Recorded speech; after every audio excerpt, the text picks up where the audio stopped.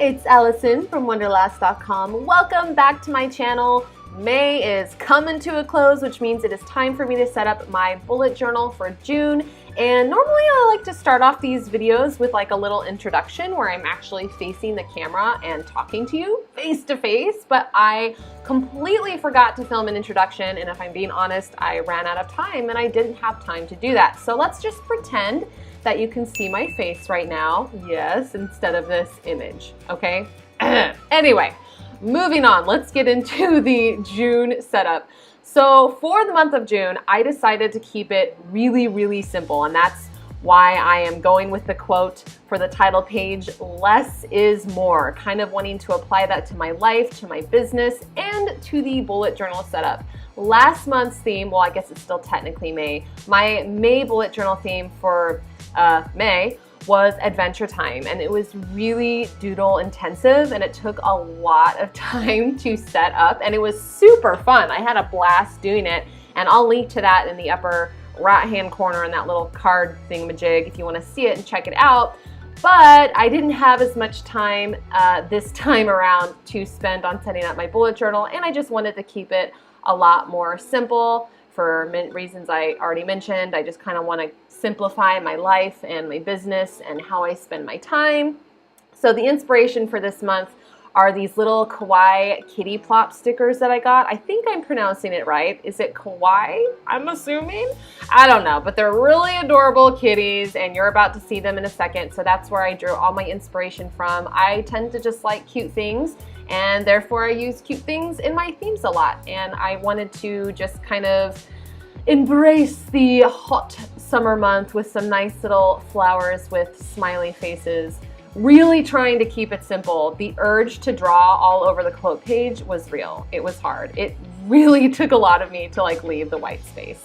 So that is all I did for my cover page. I thought it turned out really cute. I kept it simple. And then for the monthly overview, I kept it very similar to how I've been doing it because it's been working really, really well for me.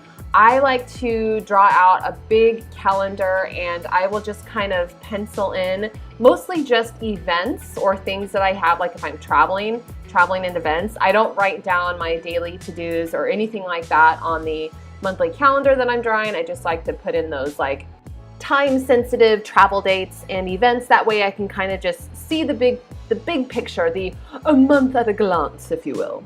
Side note, do any of you all like to just talk in random accents for fun? I seriously go in and out of accents all the time.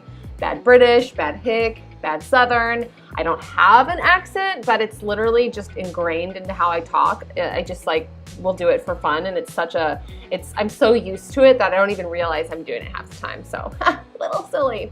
But anyway, keeping it simple, I like to write out my top 3 goals for the month. I never choose more than 3 goals. That way I'm not spreading myself too thin. Everything can be focused and simple. And I like to list out my growth of the areas that I'm trying to track: email, YouTube, Facebook page, Insta-G, and then adding in, of course, some little kitty stickers. See, there's the accent. Sorry, it just keeps coming. Adding in the little cat stickers. And I kept the left-hand side pretty blank because I'm trying to go simple, but I was so tempted to doodle more and add more color. I'm obsessed with color. I'm always like, gotta add in more color, but I didn't. Keeping it simple. So this is the second month that I have decided to use a mood tracker. May was the first month that I did it, and I actually really liked it. I didn't think I would, but it was super fun to do, super satisfying, and it was really interesting to see like what days and kind of the patterns of how I'd feel, like what days I felt inspired and what days I felt tired or stressed or anything like that. And it's a good way for me to see if I'm, keeping my anxiety in check. So it was really helpful. So I created a cute little kitty ice cream, keeping in the theme of kawaii kitties, but also making it summery by turning that kitty into an ice cream cone. And I'm really excited to color this in. And I am just writing down the different habits, or not habits, moods, writing down the different moods that I want to track. Happy, inspired, calm, doubtful, tired, stressed, so that hopefully I can get more of the happy, inspired, calm ones versus the tired, doubtful, and stressed ones. But if you haven't tried a mood tracker, I highly recommend it. I was skeptical at first, but I really loved using it. And like I said, it helped me keep my stress in check because I was very aware of how I was feeling. And then over on the right-hand page is, of course, habit trackers. Habit trackers are what got me into bullet journaling in the first place because I love tracking habits and I love the satisfaction of crossing things off. And this is the second month now that I'm doing the individual trackers for each habit. It's a little more annoying to set up because you obviously got to create as many different little calendars as you want for each habit, and I am tracking 9 habits. So my hand is like totally cramping as I'm setting them up, but it's really satisfying to fill these out, and it's also really easy. When I was combining everything into one big tracker, I always found it a little confusing once I was like halfway through the month of like what line belonged to what habit. And this just makes it super easy. Plus I love seeing the little individual calendar for each habit that I'm tracking. So yes, you have to write down a million tiny little numbers when you're setting it up, but in the end, it's really worth it. And habit trackers have been integral in helping me actually stay on track with my habits, because the 1 week I didn't bullet journal during May, I like totally fell off the bandwagon with a lot of my habits. So I never quite realized just how helpful they have been for me. By the way, if you have tried a particular habit tracker that's worked really well for you, be sure to share it with me in the comments below. As I mentioned, I'm totally obsessed with habit trackers and I'm always looking for new things to try. So yeah, share that with me. Now I'm just going in with my watercolor brush thingy and adding in more color because, well, I like color. Adding in some doodles, putting in some kitty plop stickers. That's literally what they were called. I ordered these stickers off Etsy and the description said kitty plop. I don't know what that means, but it's cute. And then I had to go back to my very first page and add in a tiny bit of color because I felt like it was too plain. It was too plain. I just had to. Couldn't stop myself. So the next spread I'm calling High Vibration Summer Beauty. And this spread is based off of a book that I'm currently reading called High Vibrational Beauty by Cindy, I think her last name is pronounced Diproma. Anyway, it's called High Vibrational Beauty. It's all about recipes and rituals for a radical self-care, and I'm totally obsessed with it. It basically, for each season, lists out different rituals and recipes for the season. A lot of like natural plant-based recipes. It goes into really cool rituals involving crystals, which I've become obsessed with this year, which is why I'm garnishing the page with crystals. Also, I don't know if garnish was the appropriate use there. Embellishing probably would have been better, which is why I'm using crystals. But yeah, the book is really cool. So it goes into like crystal rituals, eating recipes, really cool, just like self-care things that you can do to really embrace each season. So like all the recipes and rituals are like utilizing the best of the season. And so as I'm reading the book, there's like a million different things that I want to try. And so I thought it would be cool to create a spread dedicated to all of the summer rituals and recipes that I want to try so that I can actually remember to try them, because when I'm just reading, I will always forget. Like if I just read something, I don't write it down, it's gonna go in one ear and then out the other, or I'm not gonna really remember to do something about it. So if I ever want to do something, it like needs to be written on paper or else it's not going to happen.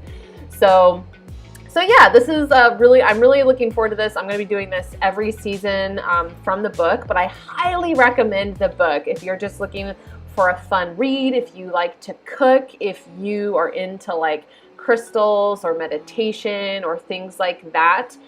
Definitely recommend checking it out. It is a really cool book. They also share like beauty stuff, cool cosmetics that are all natural, and it's great. And then I'm just writing the quote, remember to eat the rainbow, so that I remember to eat the rainbow, because the rainbow is healthy and delicious. And then of course we have my weekly spread. This is pretty much exactly what I've been doing every single month because it has been working so well for me. I use it all the time. This spread is literally open on my desk all day, every day when I'm working, so I don't want to tweak it too much. Unless it just, if it's working really well, I don't really feel the need to change it, and I'm not sick of it yet, so, But basically, I just draw a box for each day of the week, and I will schedule all of the tasks that have to be done on a certain day inside of those boxes. So if there's something that must be done on Wednesday, I'll write it down in Wednesday. Or if there's something that has to be done on Monday, I'll write it down in Monday. But otherwise, I prefer to list out all of my work tasks and tasks in general in just like a master to-do list, and I prefer to pull from there. Because inevitably, if I put everything on a particular day, I'm gonna wake up that day and not feel like doing any of it. So I like to only schedule the stuff that has to get done on particular days, and then just pull from the master to-do list at the bottom section of the spread. And those little raindrops are where I track my water. I fill in a raindrop per water bottle.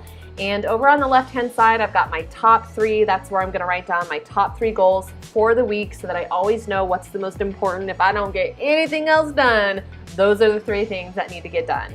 And then I like to write out the list of habits that I'm tracking over on the right so that I actually remember to do them and to write them down in my little trackers. Because if I don't see them on my weekly spread, then I'm gonna totally forget about them. So because the spread is open all day, every day pretty much, they're always in my sight, and then I remember to do them. But yeah, I'm really happy with how this turned out. I love the kitties, I love the pastel colors, and I'm pretty darn excited to use it, even though I cannot believe we're almost to June. That is just crazy pants to me.